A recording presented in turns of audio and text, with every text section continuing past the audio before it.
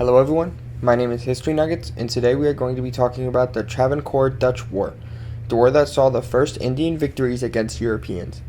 In the early 1700s, the Malabar coast was divided among several chiefdoms.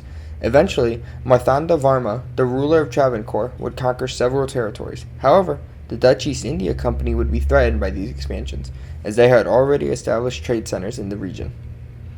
The Dutch had already had monopoly contracts over Perutuli, Aluradati Sarvambatam, and Maruthragan Gora. After Travancore took these states, the Dutch trade would suffer greatly.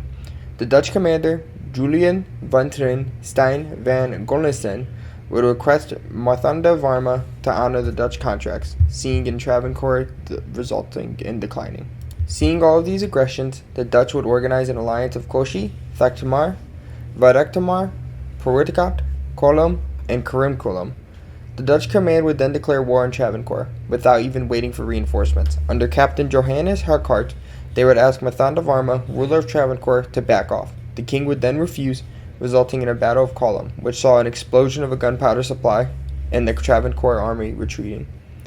The Dutch would follow the Travancore army until reaching Tagaseri, capturing 16 cannons and then reaching Paravor, successfully winning this battle.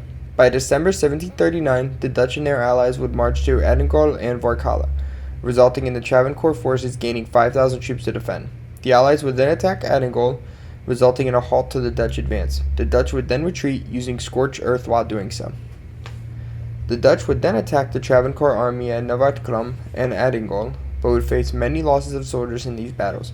And with Travancore gaining reinforcements, it could have been looking better for the Dutch.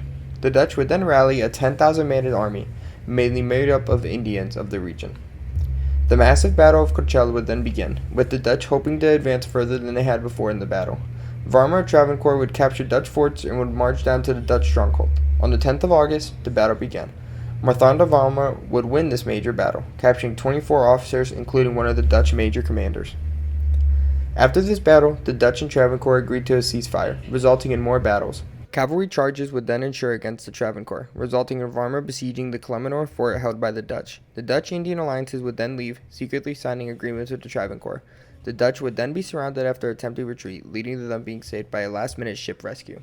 The Dutch would then do anything to salvage the war beyond this point. They would attempt to the Indian kingdoms to retrieve more troops for them, would request weapons, and their morale was heavily lowered.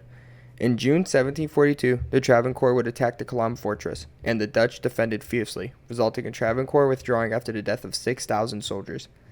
Van Gelinis of the Dutch attempted one last push, gaining 2,000 soldiers from Batavia. However, due to a lack of funds to actually attack, each side would begin talking about peace.